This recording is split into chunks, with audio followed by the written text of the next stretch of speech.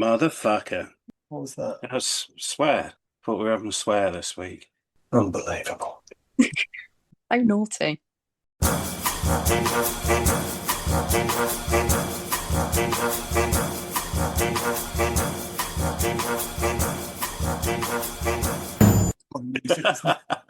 I like how you put your naughty schoolboy expression on as well. He's so pleased with himself, isn't It he? really So is. pleased. Look at him. What's a naughty boy impression?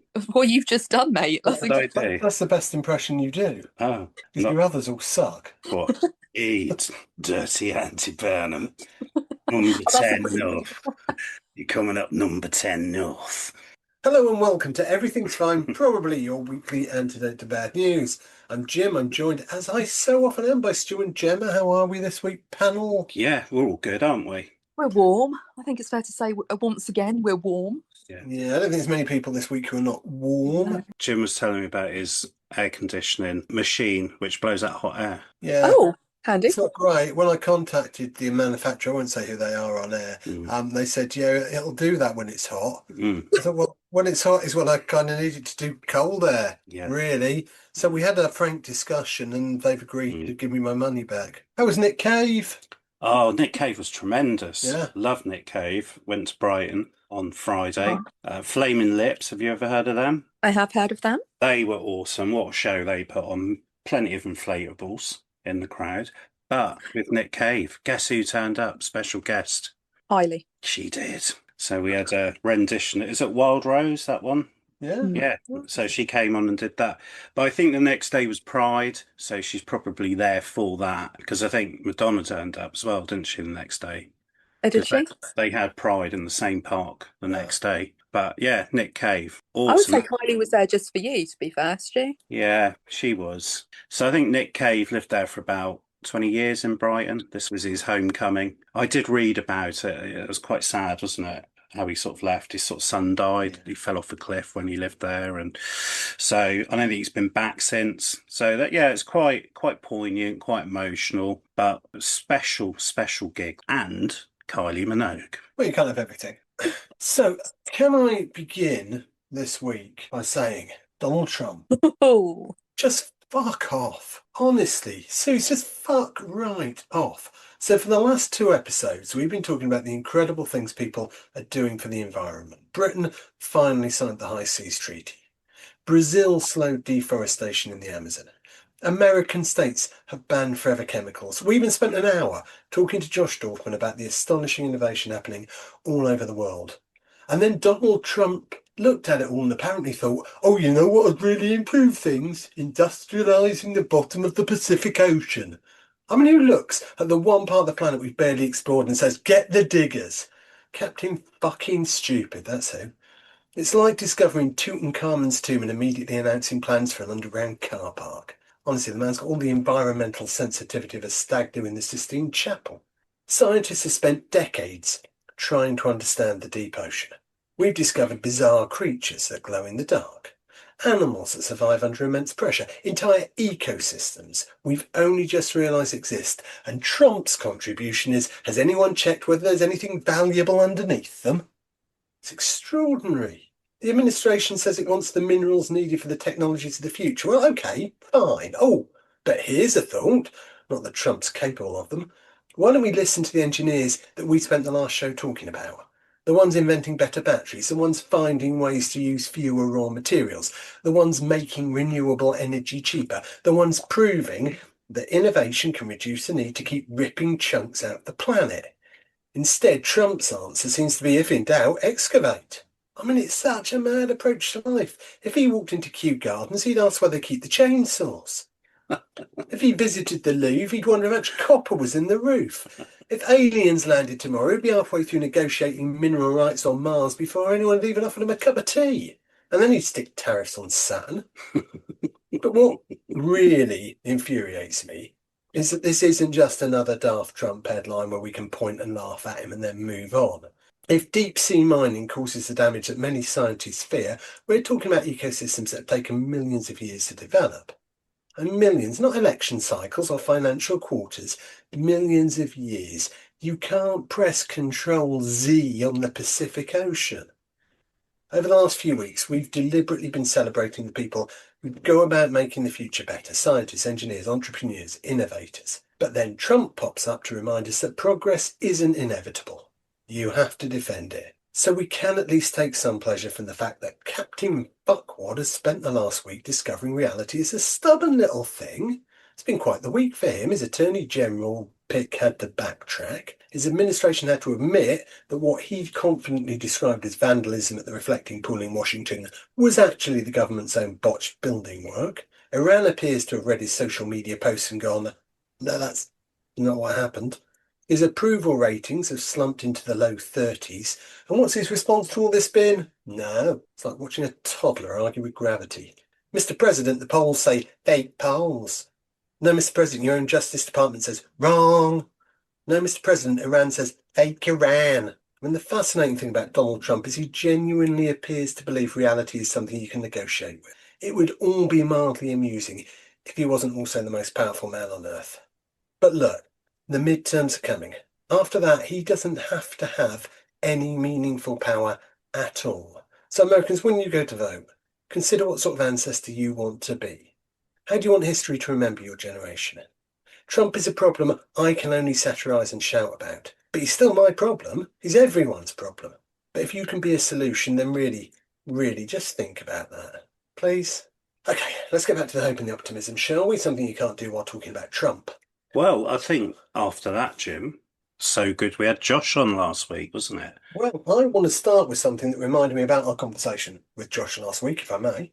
You may. I have thought about very little else since then.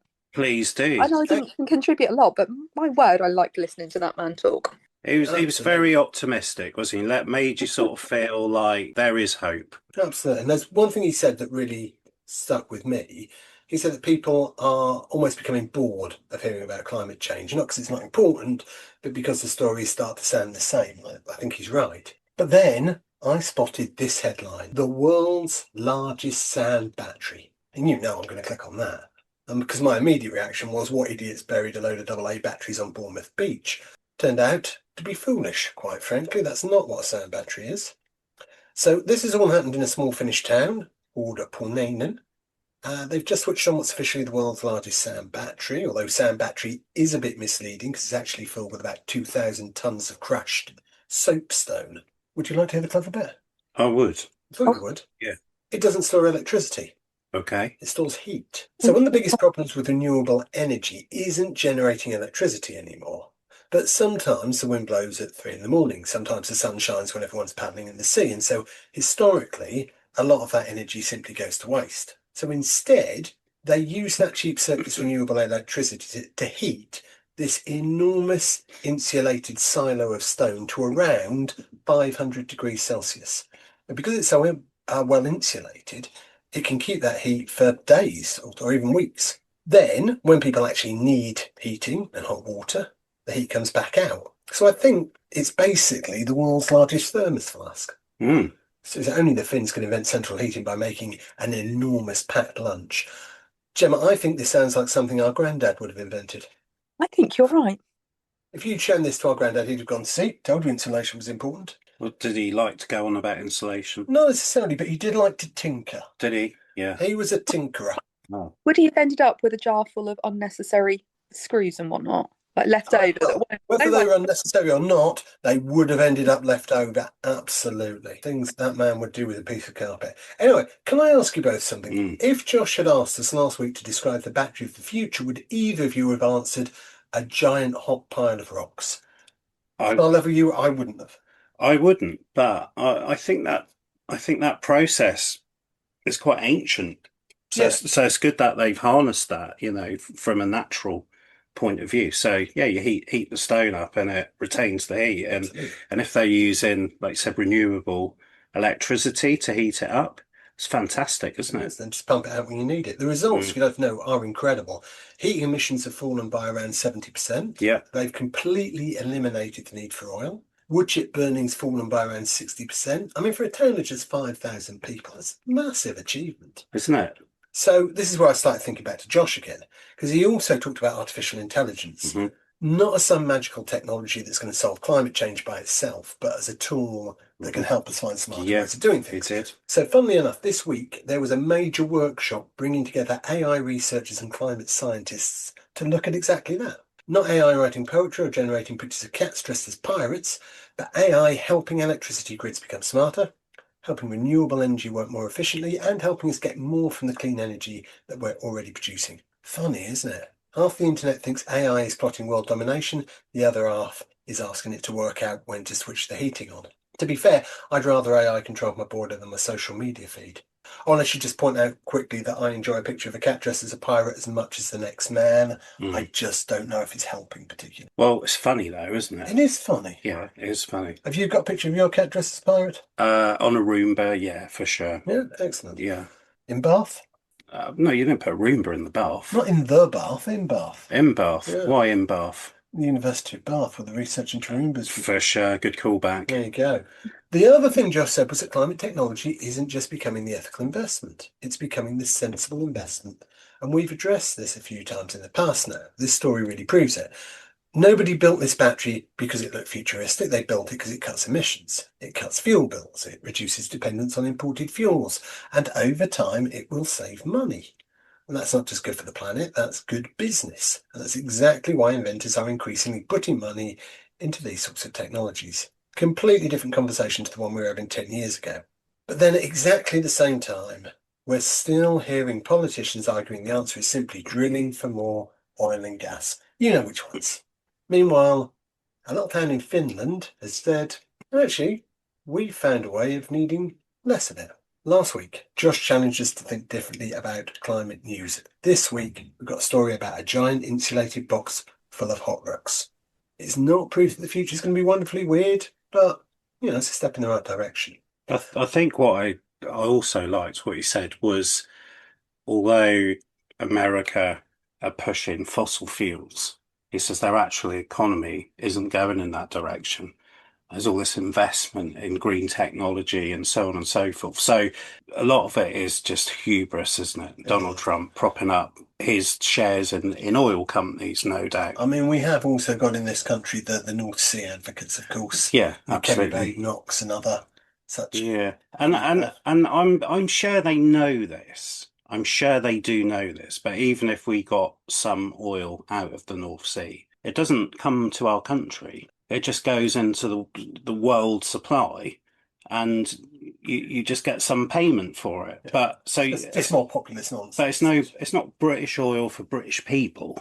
It doesn't work. Decent British oil. It Not like that foreign mutt. it doesn't work like that. And I think the other thing I liked what he said was, we talked about conspiracy theories, didn't we? And about climate deniers. And he said, do you know what? Just ignore them. He said, because they're talking nonsense. So ignore them. It doesn't matter what they say. And actually, I thought about that. I thought, that's so right, isn't it? That really doesn't matter what they say because they're wrong, aren't they? Absolutely. No, I tell you, if you haven't listened to our chat with Josh last week, then why not, for goodness sake? Get your head out your backside and give it a listen. No, not now, when you finish this episode, honestly. Right, what's next? Well, here's a sentence I thought I'd never say on this podcast. Go on. Scientists have discovered a tapeworm that helps ants live almost 10 times longer. You have my attention. Right.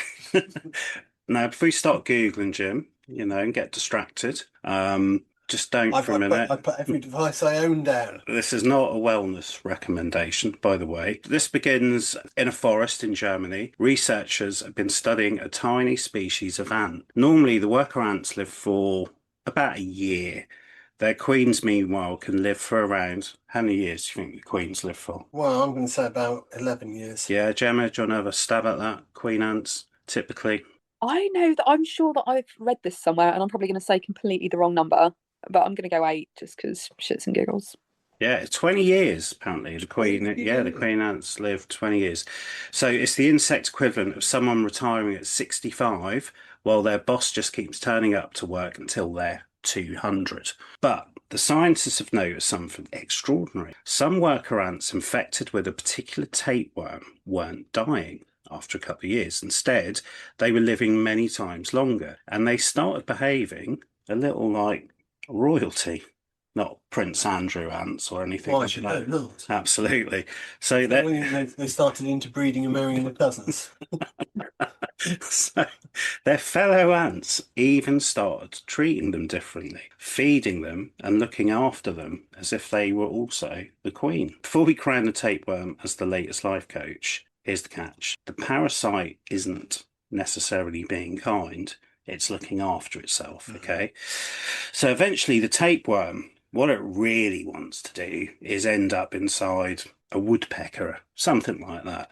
What a woodpecker. Well, it's bigger, can get around more. Whales are massive. Yeah, What well, are they? we can't go from an ant to a whale. Can't you? It's scale, isn't it? You've got to work your way up. So woodpecker's your next step. Well, I think that's a reasonable, You got ant, woodpecker, yeah, then I don't know, aardvark, maybe, cheetah, right, rhinoceros, sure. elephant, and then maybe the whale. Okay, thanks. All right. So the longer the ant You survives, have a question, Gemma? you want to say anything there, Gemma?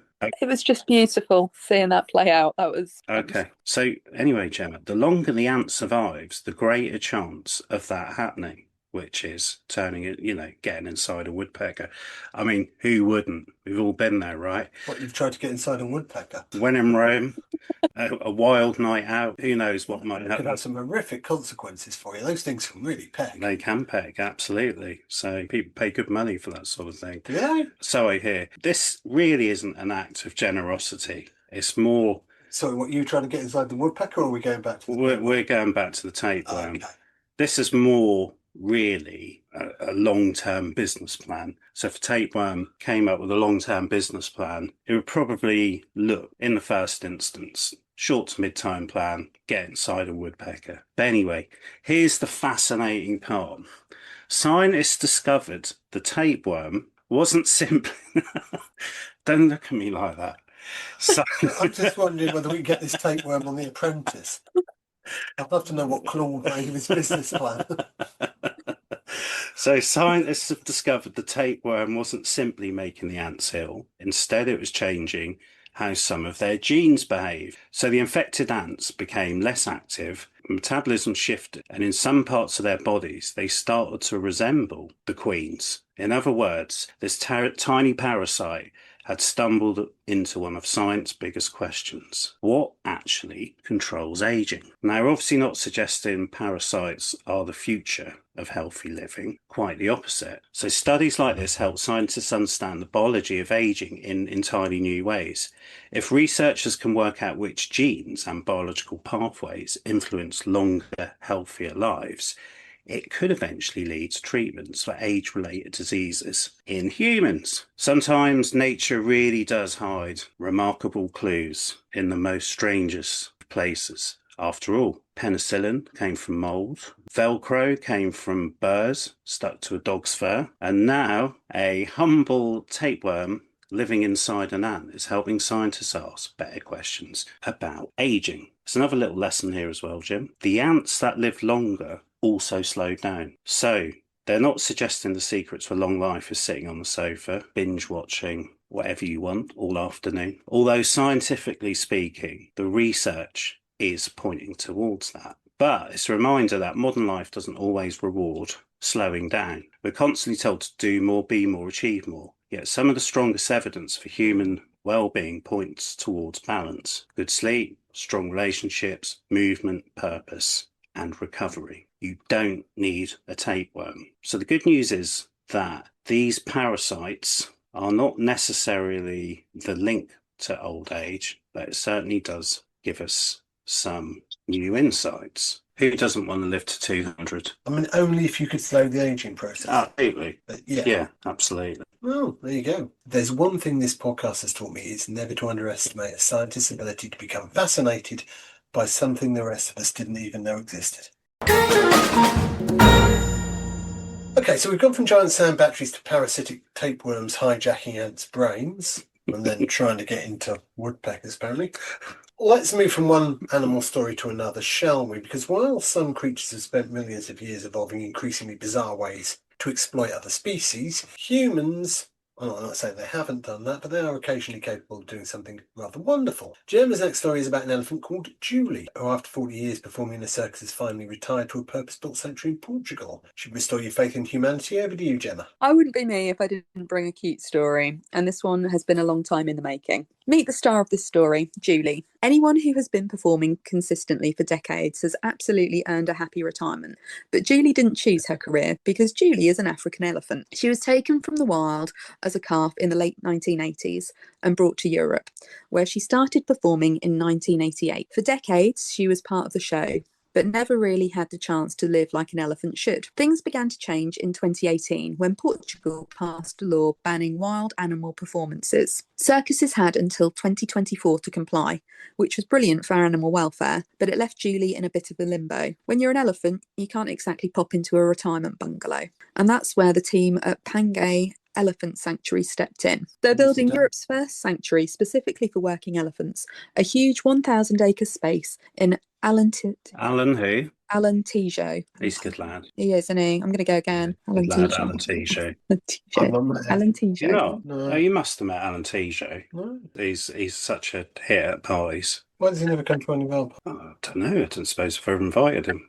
Shall we? Yeah, get him on to the next one. Yeah, I'll ask Dave to invite him. Dave Middlesex. Was he mates from Middlesex? Yeah, he is. Yeah. Makes sense there. A huge 1,000-acre space in Alentejo designed to give these animals a peaceful, natural life after years of performing or labour. Even while the sanctuary was still under construction, they reached out to Julie's former owner and started planning her move. It took 18 months of preparation, logistics, and a lot of difficult conversations, no doubt. And then, on June 30th, Julie made the journey, a 3-hour truck ride from her previous grounds and straight into her new home, and checking out her new watering hole like she'd been waiting her whole life for it, which frankly she had, bless her. Kate Moore, the sanctuary's managing director, put it, there couldn't be a more fitting first resident than Portugal's last circus elephant. Our focus now is to give Julie the best possible quality of life in her time ahead. And that's exactly what she's getting. The hope is that eventually there'll be another 20 to 35 elephants welcomed to the sanctuary, though they're starting small while more barns and fencing go up. It's a long-term project, but Julie is the beginning of something huge. And Julie won't be alone for long. Later this year, she's expected to be joined by Kariba, another African elephant in her 40s who currently lives alone in a Belgian zoo. Two older ladies, both wild caught decades ago, finally getting the peaceful companionship they should have had all along. Julie's story is a reminder that change doesn't always happen quickly, but when it does, it can be beautiful.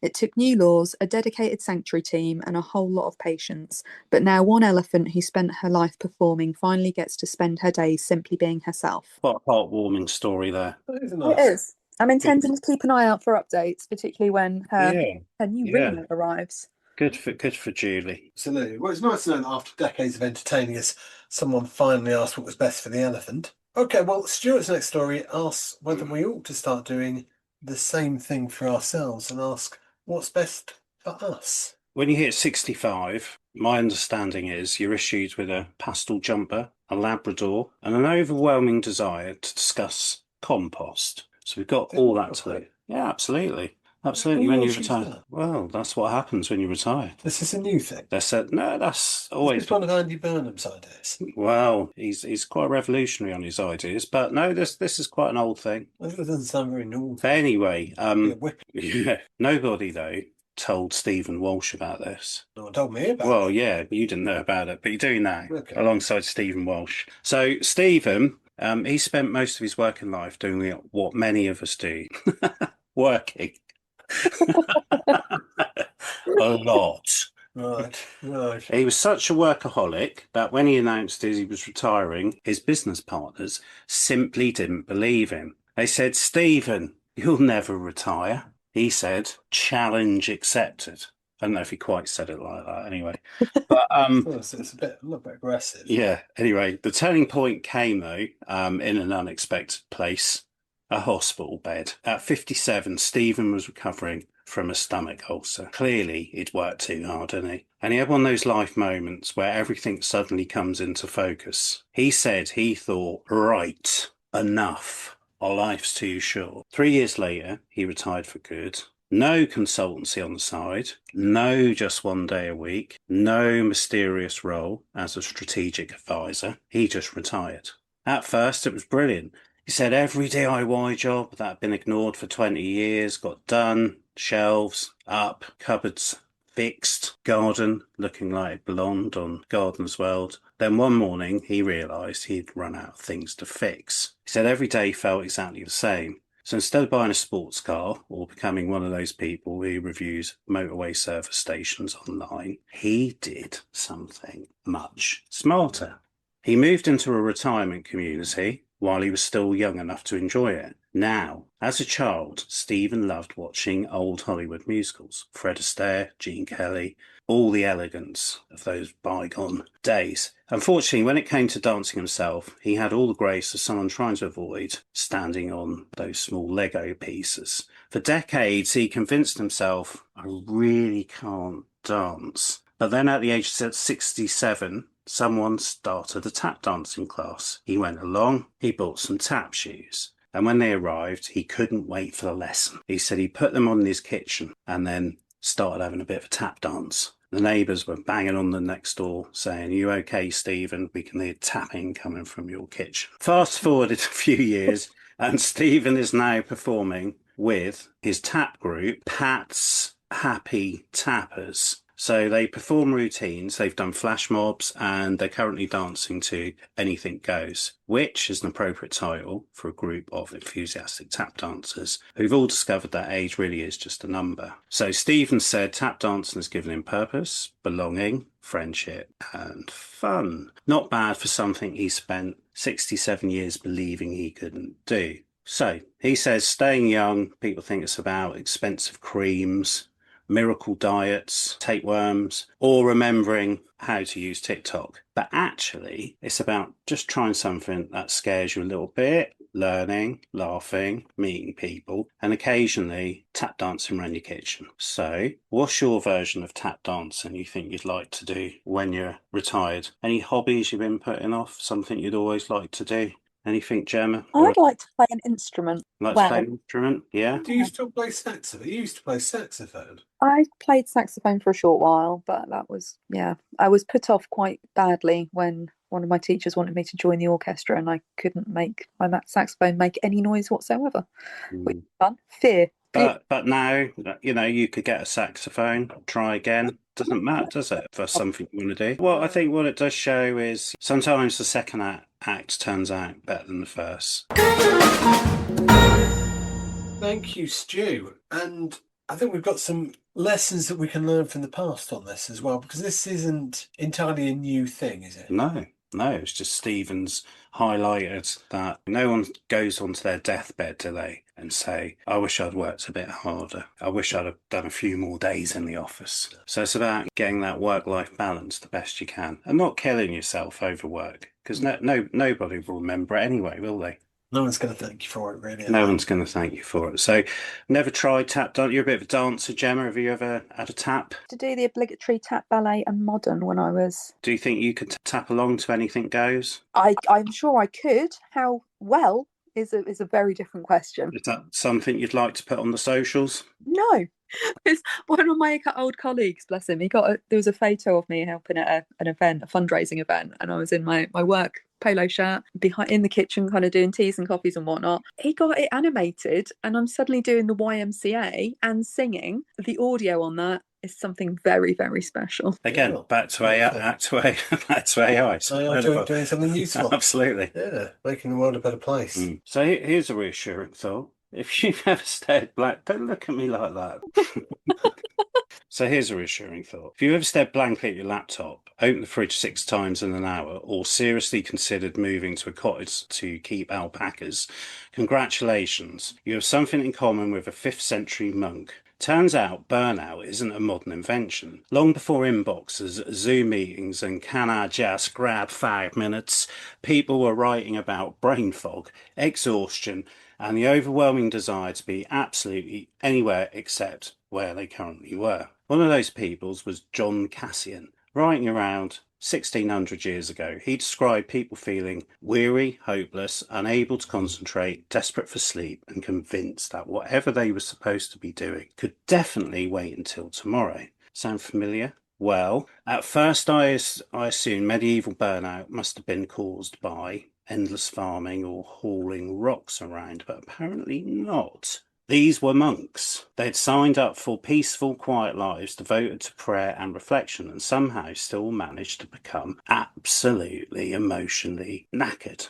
Which proves a very important point. Don't need Wi-Fi to feel overwhelmed. Historian Peter Jones became fascinated by this after experiencing his own burnout while working in Siberia. First of all, moving to Siberia always feels quite like a bold well-being strategy. But he said, I know what I needed, a really cold, fresh start. Living thousands of miles from home, struggling with language and feeling isolated, he found himself unable to work. Then while researching medieval history, he discovered people had been describing exactly the same feelings for centuries. But back then, they had a name for it, acedia. Today we probably call it burnout, emotional exhaustion, or simply feeling completely stuck. The fascinating thing is that medieval thinkers didn't see this as laziness. They understood it as something much deeper. A loss of purpose, a loss of joy, a kind of emotional flatness where nothing feels worth the effort. Honestly, that's a surprisingly compassionate view for people living in the Middle Ages. And they also had some surprisingly modern advice. Firstly, stop expecting to feel good all the time. One medieval writer compared difficult emotions to an invading army. You might never get rid of them completely, but you might be able to live alongside them without letting them take over. That's remarkably close to modern psychological approaches like acceptance and commitment therapy, which teaches us not to fight every uncomfortable feeling, but to acknowledge it and just accept it and keep moving forward. So the next piece of medieval wisdom, find your strong mountain, not literally, although a holiday may help. The idea was to anchor yourself to something bigger than your worries, something you love, people you care about, a purpose that reminds you why you get out of bed in the morning. And another medieval writer had this wonderfully hopeful image. His image was a field covered in thorns. It can still produce through. In other words, just because life feels difficult today doesn't mean it's always going to feel that way. Perhaps the biggest lesson is this: the monks didn't think struggling meant you'd failed. They thought struggling was simply part of being human. One writer compared to running across rough ground. If you run for long enough, you're going to stumble. Not because you're weak, because that's just what rough ground does. There's something deeply comforting about that. We spend so much time believing everyone else has life figured out, yet people have been worrying, overthinking, feeling overwhelmed, and wondering what they're doing for their lives for well over 1,000 years. So next time you have one of those days where your brain feels like it's just buffering, remember, you're not broken, you're just participating in one of humanity's oldest traditions. Brilliant, thank you, Stu. So medieval monks might have had a healthier relationship with work than we do. That's what it's saying. Not the sentence I was expecting to say this morning, but okay. Absolutely. And, they just accepted the fact that we're just work in progress, we're humans, and sometimes you feel good, sometimes not so good. That's just moods. It's a bit like running over rough ground. Sometimes you're going to stumble. Wise words from the monks 1,000 years ago. What do you think of that, Gemma? I like it how Stu looked at me with what felt like a huge amount of reason just as he said that last line. Yeah, It's amazing how he can give the illusion of looking at people with reason. Yeah. Almost like he understands us. Well, thank you, Chad. It's a story that, if it does prove one thing, it's that sometimes progress isn't about inventing something new. Sometimes it's about listening to what we've known all along. Which brings us on neatly to our next couple of stories, because it's time for a section that I like to call Remember When We Told You About That Thing. Remember when we told you about that thing? Good title, yeah? I think that's quite a catchy title. Remember When We Told You About That Thing. Okay. So, first up, remember a couple of weeks ago we talked about PFAS? Yes. Yeah, forever chemicals. Chemicals that seem to have found their way into absolutely everything. Non-stick frying pans, waterproof jackets, food packaging, cosmetics. The first thing for years to have got into Stu's trousers. Why, I wouldn't be surprised if someone discovered they're in hobnobs. We talked about a couple of American states starting to ban them, right? You're nasty. I know. Well, look, now Sweden has basically gone, you know what? Let's get rid of these. Good. So from January 2028, Sweden plans to ban PFAS from a whole range of consumer products. And I think this is one of those stories where momentum is going to be really important. A few years ago, I mean, hardly anyone outside of environmental science had even heard the term PFAS, No. and now governments are starting to act. So Sweden probably won't be on its own for very long. The EU's already working on wider legislation that could eventually apply right across Europe. Fortunately, due to Brexit, we won't have to do what those unelected bureaucrats tell us, and we can keep slowly poisoning ourselves. Rule Britannia and all that. Another Brexit benefit. Good for us. Well, not really. Hmm. Anyway, so this isn't just one country's bright idea. This is a sort of direction of travel. It's ironic, isn't it? They're called forever chemicals, and yet everyone's starting to ban them. See, Alanis Morissette, that's what irony actually is. So there we go. More environmental progress happening at one law at a time. It's not particularly glamorous, but it is incredibly important. Yeah. That's a worry, isn't it? That even in frying pans you get these forever chemicals, and also You put your food in there, get straight into your body. yeah, you know those little sponges you use to wash up with the green. Washing up sponges. Apparently they've got them in as well. They're in so many things. But you're washing up your plates and so on. Yeah. That's quite literally mad. Yes. So I'm all for this. Yeah, absolutely. Mm. So that's one bit of good news, but that's not all. Oh no, there's more. Is this still under the same feature? Still, the popularly named feature, remember when we told you about that thing? I think this one could stay. Remember when we told you about that thing? Cast your mind all the way back, if you Okay. can, to Yeah. last summer, Oh, when we talked about how Paris had cleaned up the Seine so people could swim in it again. yes. And I distinctly remember sitting here saying, that's brilliant, but there's absolutely no chance we'll ever manage that in Britain. Hmm. And then when it was mooted, we were sceptical. You particularly, I think, Stu. Yeah, I do remember that now. Yeah, that sounded pretty grim. Well, we might end up owing London an apology. Oh, Because Sadiq Khan has just launched a 10-year plan to clean up London's rivers. Not just to improve wildlife and reduce pollution, but to create more places where people can actually get in the water. that'd be nice. If you'd said that 10 years ago, most Londoners would have assumed it was some sort of punishment. So the plan aims to restore around 80 kilometres of rivers and hundreds of hectares of river habitat, with billions of pounds of investment coming from the mayor, water companies and other partners. Now, clearly, we won't all be swimming across Tower Bridge next summer. There's an enormous amount of work still to do, but you've got to love the ambition. Not all that long ago, remember, the Thames was biologically dead. Now there are seals. There are seahorses in the estuary. There's more than 100 species of fish. And now people are seriously talking about creating more opportunities to swim there safely. And that is extraordinary progress. Stu, you talked a while back about the rise of wild swimming.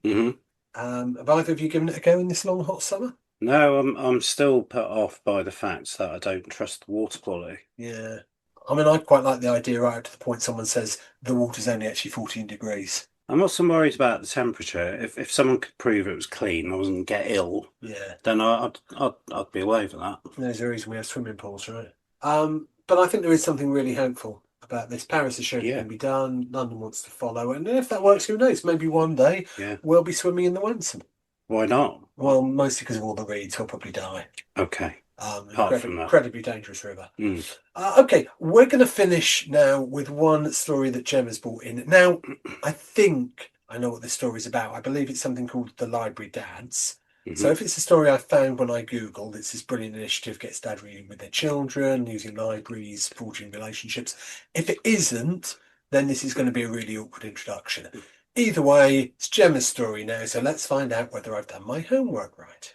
Are you sitting comfortably? Yep, Well, this isn't the comfiest sofa, but we're doing our best. I am. Well, I'm going to begin anyway. Once upon a time, in the bustling heart of Atlanta, a new kind of fairy tale began. Not one with a castle, a dragon, or a magic wand, but one with a dad, a baby, and a library card. A story which set off a chain reaction of good news.